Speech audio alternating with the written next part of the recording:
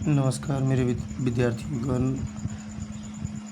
आज 5.2 का जो है अगला पार्ट लेकर आए हैं।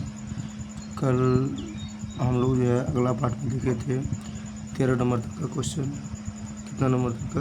13 नंबर तक का क्वेश्चन देखे थे, और जिसमें हम लोग 13 नंबर तक का क्वेश्चन को जो है सॉल्यूशन किए थे। आज हम लोग 14 नंबर से लेकर जो है 20 नंबर तक का जो है क्वेश्चन को सॉल्यूशन करेंगे। और आप लोग जो है ये सवाल को ध्यानपूर्वक देखिएगा।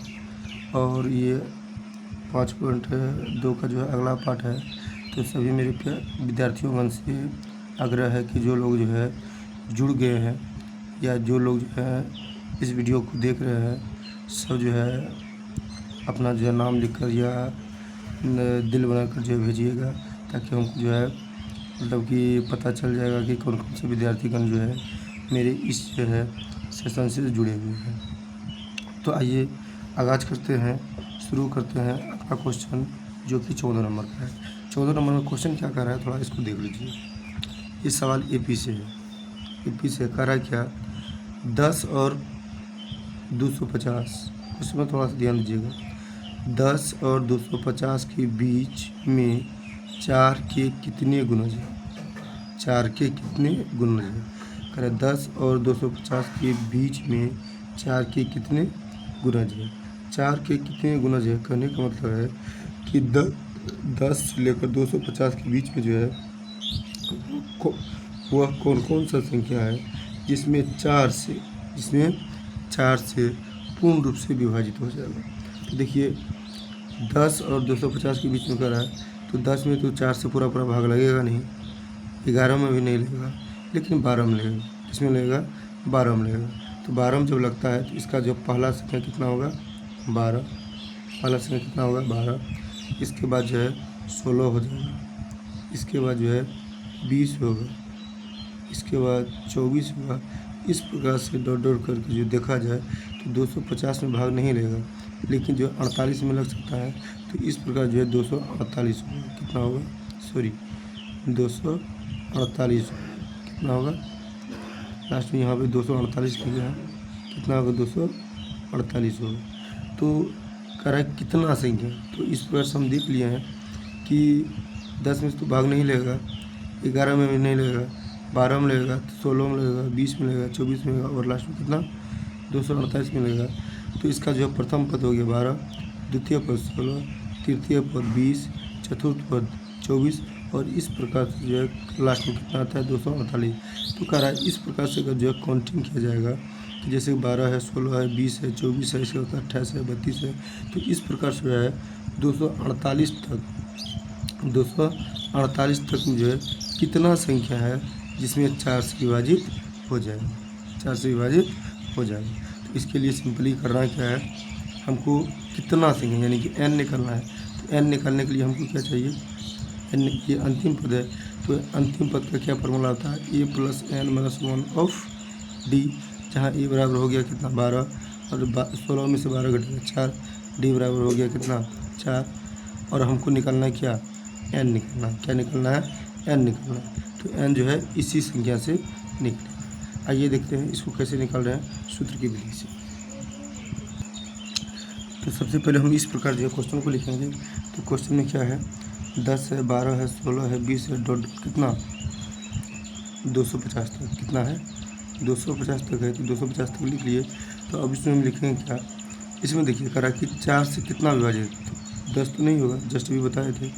12 होगा, 16 होगा, 20 होगा, डॉट डॉट कितना? 248 तक जाएगा। कितना तक जाएगा? 248 तक जाएगा। तो इस प्रकार से जो है इस प्रकार से हम लिखे हैं कि a बराबर कितना? 12, d बराबर कितना? 4, और a n यानी कि लास्ट में क्या हो जाएगा आपका? 250 नहीं होगा, क्योंकि यहाँ भाग लगता है कितना में? लास्ट में 248 में। कितना लगता है? 248। तो a n हो गया कितना? 248। तो यहाँ लिखे हैं 248। तो हमको यह ज्ञात करना है कि n यानी कि कितना संख्या है, यानी कि 12 से लेकर 248 में कितना संख्या है जिसमें 4 से विभाजित हो जाता है। तो हमको जो है निकालना है, क्या निकालना है? ए एन निकालना है। तो इसके लिए हम जो है सूत्र पर जो है इसको बैठाएंगे। क्या लिखना है, ए एन बराबर 248 बराबर ए बराबर हो गया 12 प्लस एन बराबर तुमको मालूम नहीं एन माइनस 1। इसके बाद डी बराबर कितना मालूम है, 12 में 16 में से 12 घटेगा 4, तो हम लिख सकते हैं 248 बराबर 12 प्लस 4 एन माइनस 4, या इसको हम लिख सकते हैं 248 बराबर, यहाँ पर जो है 12 में से 4 घटेगा 8 प्लस 4 एन, या इसको इस साइड जब भेजते हैं कितना हो जाता है 248 प्लस इस साइड जब लाते हैं 248 माइनस कितना 8, ये प्लस में इधर माइनस में 4 एन, कितना हो गया 4 एन, या इसको हम लिख सकते हैं 248 में से 48 घटाएंगे 240 240 बराबर कितना 4 एन, या इसको लिख सकते हैं एन बराबर क्या लिखेंगे, एन बराबर 240 बट्टा कितना 4, अब इसको काट दीजिए आता है कितना 60। तो इस प्रकार से अगर देखा जाए, इस प्रकार से अगर देखा जाए तो 12 और 248 के बीच, यानी प्रथम पद हो गया 12 और अंतिम पद 248, तो 12 और 48 के बीच में जो कुल 60 ऐसा संख्या है जिसमें जो है 4 से विभाजित हो गया, 4 से विभाजित हो गया। अब चलिए अगला प्रश्न, इसका अगला प्रश्न देखिए, अगला प्रश्न क्या कह रहा है, क्वेश्चन को समझना है। क्वेश्चन आप अगर समझ जाते हैं तो आपको जो है बनाने में जो है आसानी होगी, कोई तरह की दिक्कत नहीं होगी। अगर आप क्वेश्चन को नहीं समझते हैं फिर आपको जो है परेशानी का सामना करना पड़ेगा। तो क्वेश्चन क्या कर रहा है, सबसे पहले हमको जो है यह जानना है। देखिए कह रहा है एन, एन मतलब होता है क्या, कुल संख्या। एन मतलब क्या होता है, कुल संख्या। एन के किस मान के लिए, एन के किस मान के लिए, यानी कि एन का वह कौन मान है जो कि समांतर श्रेणी उसे कहा जाता है जिसमें अंतर समान हो, समांतर श्रेणी। तो इसमें देखिए अंतर समान है, 65 में से 63 घटेगा 2, 67 में से 65 घटेगा 2, तो अंतर समान आ रहा है। तो समांतर श्रेणी इतना और समांतर श्रेणी इतना कि nवें पद बराबर होंगे। कह रहा है कि वह कौन सा मतलब की संख्या है जो कि इतना, ये समांतर श्रेणी और ये समांतर श्रेणी दोनों क्या होगा, बराबर होगा, क्या होगा, बराबर होगा। तो सबसे पहले जो है हमको अंतिम पद ज्ञात करना है। क्या करना है, अंतिम पद, क्योंकि अंतिम पद जब ज्ञात करेंगे तब ये निकलेगा। तो इसका भी अंतिम पद और इसका भी अंतिम पद, इसका अंतिम पद बराबर क्या हो जाएगा, ए एन बराबर हो जाएगा आपका A plus N minus 1 of D, और इसका भी जो है A plus N minus 1 of D. दोनों का जो है अंतिम पद निकाल के क्या करेंगे, दोनों को बराबर करेंगे, और दोनों को जैसे ही हम क्या करेंगे, बराबर करेंगे तो स्वतः इसमें भी हमको n का मान निकालना है, इसमें भी n का मान निकालना है, दोनों का जो है n का मान निकल जाएगा। तो सबसे पहले जो है यह श्रेणी को लिख लेते हैं, इसका भी श्रेणी, इसको समीकरण 1 मान लेंगे, और इसका भी श्रेणी, इसको समीकरण 2 मान लेंगे, और दोनों को फिर क्या करेंगे, बराबर करेंगे। क्या करेंगे, बराबर करेंगे। चलिए देखते हैं। तो इसको हम इस तरह से लिखेंगे कि पहला समांतर श्रेणी, तो पहला हो जाएगा आपका 63, 65, 67, इसीलिए पहला AP 63, 65, इसके बाद कितना 67, तो हो गया इसका E1 बराबर कितना 63, और डी बराबर हो जाएगा आपको कितना 2, क्योंकि 65 में से 63 घटेगा 2 बचेगा, तो इसीलिए इसको हम लिख सकते हैं ए एन बराबर A plus N minus 1 of D. इसको हम इस प्रकार से भी लिख सकते हैं ए एन बराबर 63 प्लस एन तो को मालूम नहीं है, लेकिन डी बराबर मालूम है कितना 2, तो एन माइनस 1 इतना, या इसको हम लिख सकते हैं 63 प्लस 2 को एन से गुना कीजिए 2 है माइनस कितना 2 बराबर। अब जो है इसको हम इस तरह भी लिख सकते हैं, 63 में से 2 घटेगा कितना बचेगा 61, अब प्लस कितना 2 है, प्लस कितना 2 है, इसको 2n, ये पहला पद हो गया n, और दूसरा में कह रहा है क्या 2n, और दूसरा में कह रहा है 3 7, कह रहा है 3 10 17। दूसरा पद हो गया आपका, दूसरा पद हो गया 3 10 17। तो इसमें हमको ए एन ज्ञात करना है, तो जहाँ ए बराबर हो जाएगा कितना 3, डी बराबर हो जाएगा कितना 7, डी बराबर कितना 7, इसीलिए ए एन बराबर ए प्लस एन माइनस 1 और कितना डी। तो ए बराबर हो गया आपका 3 प्लस एन माइनस 1, इसके बाद कितना डी बराबर कितना 7। तो हम इसको लिख सकते हैं क्या 3 बराबर 3 प्लस 7 एन माइनस कितना 7। तो ये हो जाएगा कितना 7 में से 3 घटेगा माइनस 4 प्लस कितना 7 एन। अब कह रहा है कि कौन सा मान दोनों बराबर होगा, तो कह रहा है कौन सा मान दोनों बराबर होगा। तो इसीलिए हम क्या करेंगे दोनों को बराबर करेंगे। तो दोनों को जो बराबर करेंगे तो पहला कितना निकला है देख लीजिए 61 प्लस 2n, लिखेंगे 61 अब प्लस कितना 2n माइनस 61 प्लस 2n बराबर, दोनों को बराबर करना है। इसके बाद निकला कितना -4 प्लस कितना 7n, और मेन रूप से हमको किसका वैल्यू निकालना है n का। तो इधर कीजिए इस साइड, या इसको हम लिख सकते हैं 61, इसको इधर लाइए प्लस कितना 4, ये माइनस में तो इस साइड आएगा प्लस में 4 और बराबर ये 2n है, ये माइनस प्लस में है तो उस साइड जाएगा तो माइनस में 7n माइनस कितना 2n। तो हम इसको लिख सकते हैं या 65 बराबर कितना 5n, कितना होगा 5n होगा, कितना 5n। इसीलिए इसको हम लिख सकते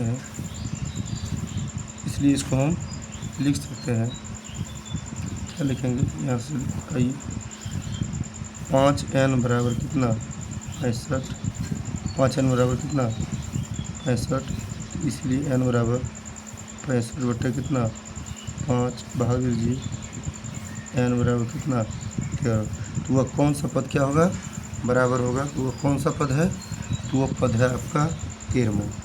कौन सा पद है आपका 13वां पद है, n बराबर कितना आ गया 13वां पद आ गया। अब आगे चलिए, आगे सवाल जस्ट आपका जो है हम एक सवाल बताए थे 10 नंबर, कितना नंबर 10 नंबर। ये 10 नंबर के ही तरह जो है, ये 10 नंबर के ही तरह आपका जो है कितना नंबर है, ये 16 नंबर है। 16 नंबर और 10 नंबर सेम सवाल है। तो आप लोगों का होमवर्क है कि देखते हैं कौन कौन सा ऐसा विद्यार्थी है जो कि 10 नंबर और 16 नंबर जो सेम ही सवाल है, थोड़ा सिर्फ अंक का डिफरेंस है। तो 10 नंबर और 16 नंबर सेम सवाल है, तो कौन कौन सा जो है मेरा विद्यार्थीगण है जो कि सही ढंग से यह मतलब कि चैप्टर को देखे हैं, और कौन कौन सा विद्यार्थी यह सवाल को बना सकते हैं। तो 16 नंबर का आप लोगों का होमवर्क रहा, देखते हैं आप लोग कैसे बनाते हैं। तो आइए अब जो है अगला नंबर देखते हैं। अगला नंबर का रहा क्या AP है, क्या है AP है। तो AP कब में जो है पहला पद है 3, दूसरा है 8, तीसरा है 13 और डॉट डॉट कितना 253, अंतिम पद से 20वां पद ज्ञात कीजिए। क्या ज्ञात कीजिए 20वां पद। अब थोड़ा सा देखिएगा कि 20वां पद ज्ञात करने के लिए कौन सा 20वां पद ज्ञात करने के लिए हमको चाहिए क्या A प्लस, थोड़ा सा ध्यान दीजिए, A प्लस चाहिए क्या 19D, A प्लस क्या चाहिए 19D। 20वां पद ज्ञात करने के लिए A प्लस 19D चाहिए, और हमको जो है A का भी मान चाहिए और D का भी मान चाहिए, A का भी मान चाहिए और D का भी मान चाहिए। तो यहाँ देख लीजिए, यहाँ पर देख लीजिए A बराबर आपका कितना है 13, A बराबर कितना है 3 है, A बराबर कितना है।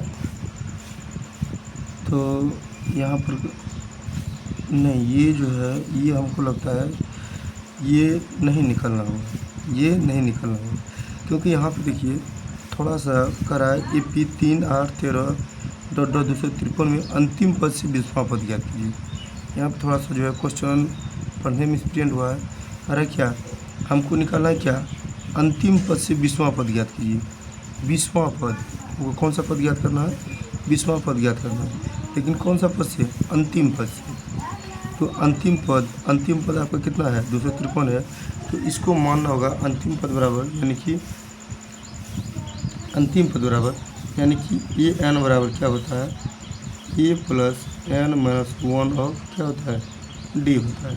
अंतिम पद बराबर क्या होता है, a plus n minus 1 of d होता है, जिसमें आपको जो है पहले मानना है कि a बराबर कितना है, 3, a बराबर कितना 3 और d बराबर 8 में से 3 घटेगा कितना 5।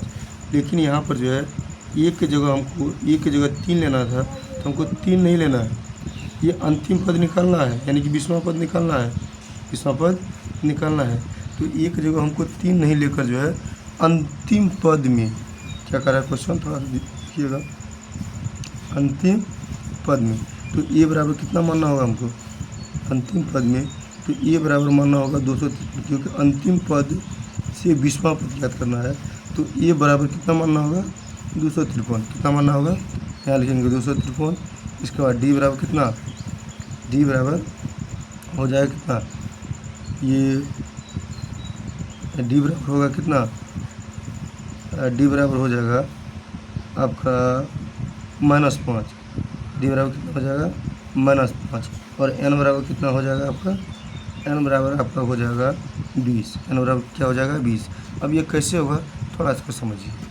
कह रहा अंतिम पद से, अंतिम पद करने का मतलब यह हो गया कि हमको जो है, जैसे कि प्रथम पद ये हो गया, द्वितीय पद ये हो गया, तृतीय पद ये हो गया, और चतुर्थ पद इसके बाद 13 5 18 होगा। तो इधर से हमको काउंटिंग ना करके जो है हमको काउंटिंग इधर से करना है, काउंटिंग इधर से करना है, क्योंकि थोड़ा सा इस पर कन्फ्यूजन डाला। तो प्रथम पद ये हो जाएगा 253, प्रथम पद कितना होगा 253। अब इसमें से जो है 5 को घटाइए, इसमें से जब 5 को घटाइए जितना पद होगा द्वितीय होगा, फिर उसमें से 5 घटाइए तृतीय पद, फिर उसमें से 5 घटाइए वह चतुर्थ पद, फिर उसमें से 5 घटाइए मतलब कि पंचम पद, फिर उसमें से 5 घटाइए जो होगा वह मतलब कि छठा पद होगा। इस प्रकार से जो है प्रथम पद ये होगा, उसमें जो है जब वो घटाते जाइएगा तो d बराबर कितना आ जाएगा आपका 5 आएगा। इसको लिख लीजिए थोड़ा सा, यहाँ देखिए क्वेश्चन को हम लिख लिए हैं। तो इसमें हम लिखे हैं क्या है कि 3 8 13 डॉट 253 है, 200 कितना है 53 है, 253, और n बराबर कितना है 20 है, n बराबर 20 है। जबकि हमको प्रथम पद ये मानना चाहिए, दूसरा पद ये मानना चाहिए, तीसरा पद ये मानना चाहिए, लेकिन ऐसा नहीं है। इसमें कह रहा अंतिम पद से कौन सा, अंतिम पद से, थोड़ा सा देखिएगा कह रहा क्या,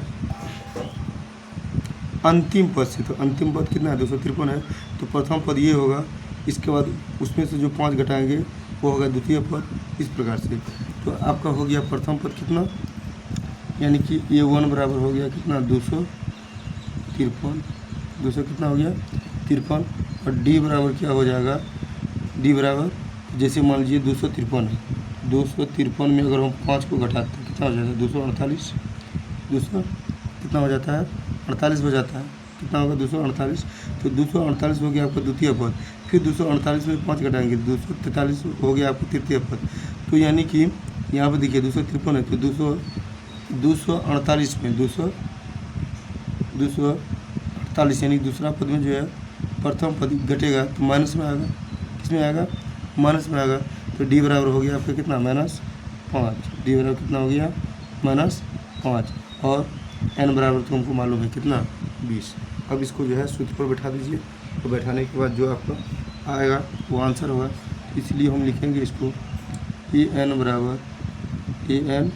बराबर a plus n minus 1 of d, और a बराबर कितना 253 प्लस n बराबर कितना 20 माइनस कितना a, और d बराबर हो जाता है आपका कितना -5। इसको सॉल्यूशन करते जाइए, तो 253 प्लस 20 में से 1 घटेगा 19 को -5 से गुना कीजिए 95 कितना आ जाता है -95 बराबर 253 माइनस 95 माइनस कर दीजिए तो 253 में जो है 95 को माइनस कीजिए कितना आ जाता है आपका 8, यहाँ बच जाता है कितना 4 5 और कितना आ जाता है 158।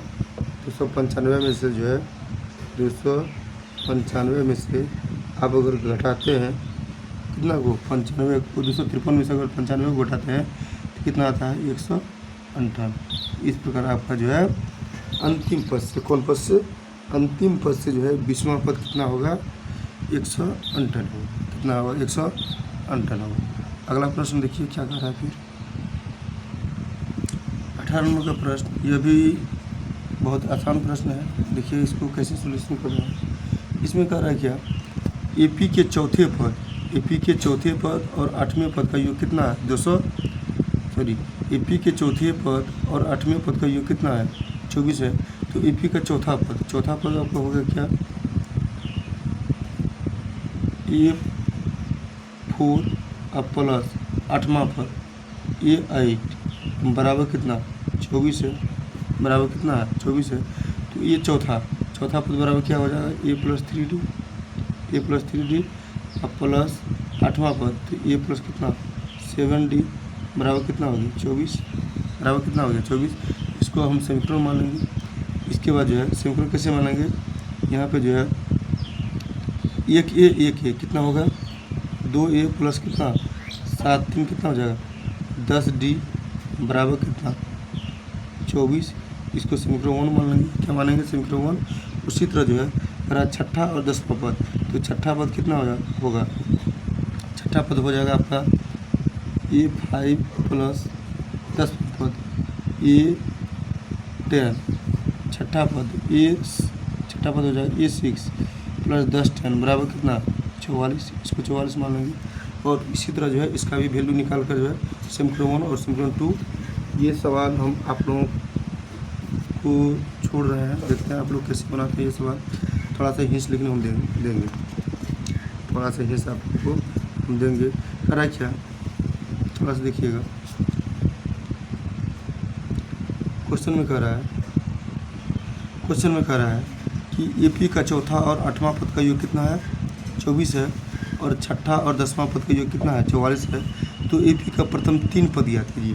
तो 3 पद ज्ञात करने के लिए तो प्रथम पद हो गया ए, दूसरा पद हो गया ए प्लस कितना डी और तीसरा पद हो गया ए प्लस कितना 2D। तो कहने का मतलब ये 3 पद ज्ञात करने के लिए ए का मान चाहिए और डी का मान चाहिए। तो ए का मान और डी का मान किससे निकलेगा जैसे इसको समीकरण 1 माना है तो इसको भी जो है यहाँ पर हो जाएगा आपका कितना A6 बराबर ए प्लस 5D और यहाँ हो गया ए प्लस 9D बराबर कितना 44। कितना हो गया 44। ये जुड़ जाएगा एक कितना 2 A प्लस कितना 9 5 14 D बराबर कितना 44। तो ये हो गया समीकरण 1 समीकरण 2 और ये हो गया समीकरण कितना 1। तो समीकरण जो है 1 और समीकरण 2 से समीकरण 1 एवं समीकरण 2 से देखिए इसको कैसे हम बनाते हैं। समीकरण 1 को समीकरण 2 से घटाने पर जो है ए और डी का वैल्यू निकलेगा। इसी तरह इसमें लिखेंगे हम। देखिए यहाँ पे लिखे हैं क्या लिखे हैं एपी में जो है A4 प्लस A8 बराबर कितना 24 लिखे हैं क्या कि A4 बराबर कितना होगा A प्लस 3D क्या होगा A प्लस 3D। इसको हम लिखेंगे A प्लस 3D अब प्लस A प्लस कितना A प्लस 7D बराबर कितना हो जाएगा 24 बराबर हो गया आपका ये एक ए और एक है 2A प्लस कितना 10D बराबर कितना 24। कितना हो गया 24। तो इसको हम जो है इस तरह से कॉमन भी ले सकते हैं क्योंकि दो सब में है। अगर हम 2 कॉमन लेते हैं या इसको लिखेंगे 2 कॉमन लेते हैं तो क्या बच जाता है ए प्लस कितना ए प्लस 5D बराबर कितना 12। ये हो गया समीकरण 1। पुनः कह रहा है A plus 10D A6 plus A10 यानी कि छठा पद और 10वां पद का योग कितना 44 है। तो हम इसको लिख सकते हैं यहाँ पर क्या लिख सकते हैं हम ए प्लस 6D लिखेंगे ए प्लस यानी कि छठा पद बराबर ए प्लस 5D अब प्लस 10वां पद ए प्लस 9D बराबर कितना 44 कितना होगा 44 होगा। दोनों को जोड़ दीजिए 9 5 एक ए और एक यहाँ प्लस छूट गया है, यहाँ पे हो जाएगा एक ए और एक ए कितना होगा 2A अब प्लस 9 5 14D बराबर कितना 44 कितना होगा ढीला चल 44 कितना होगा 44 होगा 44। ये हो गया आपके क्या समीकरण 2। अब लिखेंगे समीकरण 1 को समीकरण 2 में घटाने पर इतना ठो जो है आप लोगों पर हम छोड़ेंगे। देखते हैं आप लोग कैसे बनाते हैं। समीकरण 1 एवं समीकरण 2 को घटाने पर समीकरण 1 एवं समीकरण 2 को घटाने पर समीकरण 1 हो गया कितना ए प्लस ए पता नहीं ये पेन क्यों नहीं चल रहा है ए प्लस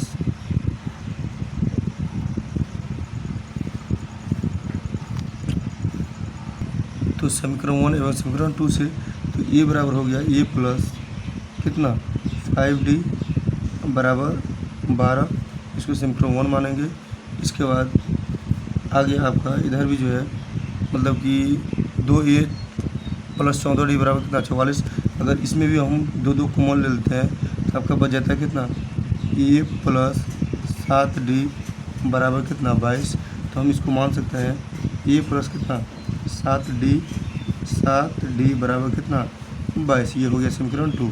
समीकरण 1 को जब समीकरण 2 में घटाइएगा तो ए और डी का वैल्यू निकलेगा। कितना निकलेगा ए एवं डी का वैल्यू निकलेगा ए और डी का वैल्यू निकलेगा।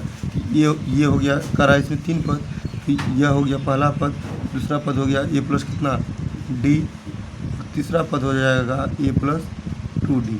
तो कहने का मतलब यह है कि जैसे ही जो है ए और डी का वैल्यू निकलेगा ए बराबर पहला पद और दूसरा पद मुझे ए और डी का मान को जोड़ देना है दूसरा पद, तीसरा पद मुझे ए प्लस यानी कि ए प्लस 2D डी को 2 से गुना करके ए का जितना मान होगा दोनों को जोड़ दीजिएगा तो जो आपको जो है तीसरा पद निकल जाएगा। तो इतना तो जो है कार्य आप लोगों के लिए हम छोड़े हैं कि समीकरण 1 को समीकरण 2 में घटा कर जो है ए और डी का वैल्यू ज्ञात करना है। अब थोड़ा अगला प्रश्न को देखिए। अगला प्रश्न जो है सबसे इजी है, इससे इजी प्रश्न कुछ है ये नहीं है। इसको थोड़ा सा हम हिंस देंगे और बनाना आप लोगों को है। हम थोड़ा सा हिंस देंगे, क्या करेंगे हिंस देंगे और बनाना जो है आप लोगों को। कितना नंबर है 19 नंबर है। 19 नंबर में कर रहा है क्या कि सुब्बाराव 1995 में 5000 रुपया मासिक के वेतन पर कार्य कर रहा है। सुब्बाराव जो है 1995 में 5000 रुपया मासिक वेतन पर कार्य कर रहा है। यानी कि प्रत्येक माह उसको कितना रुपया देता है 5000 वेतन पर कार्य कर रहा है और प्रत्येक वर्ष उसको जो है 200 रुपया बढ़ा देता है। यानी कि 5000 रुपया मंथली उसको दे रहा है और प्रत्येक वर्ष यानी कि प्रत्येक साल जो है उसका वेतन में कितना वृद्धि हो रहा है 200 रुपया वृद्धि हो रहा है।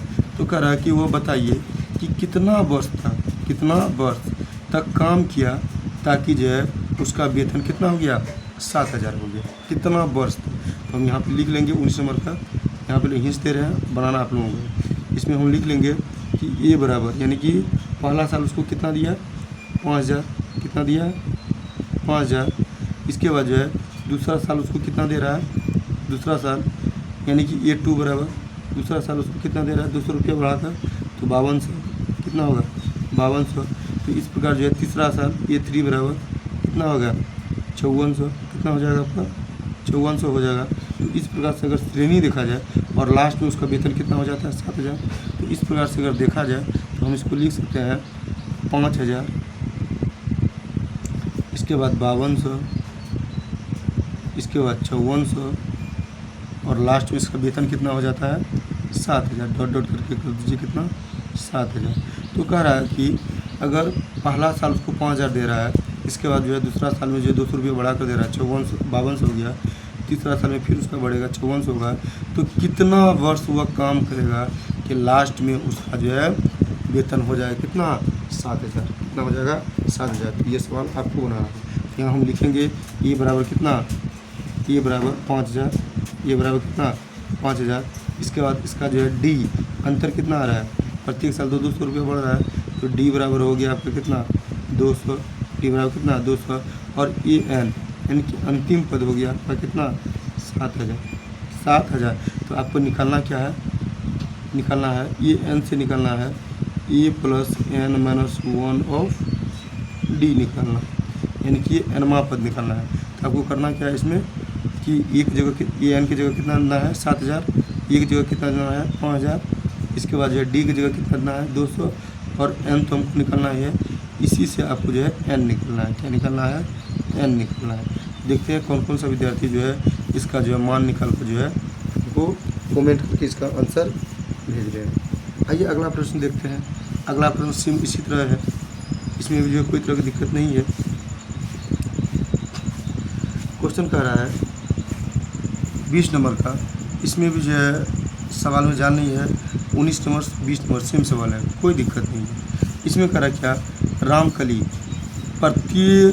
रामकली ने किसी वर्ष यानी कह रहा कोई वर्ष जो है प्रत्येक सप्ताह 5 रुपया बचाता है। कितना बचाता है 5 रुपया बचाता है, प्रत्येक सप्ताह 5 रुपया बचाता है।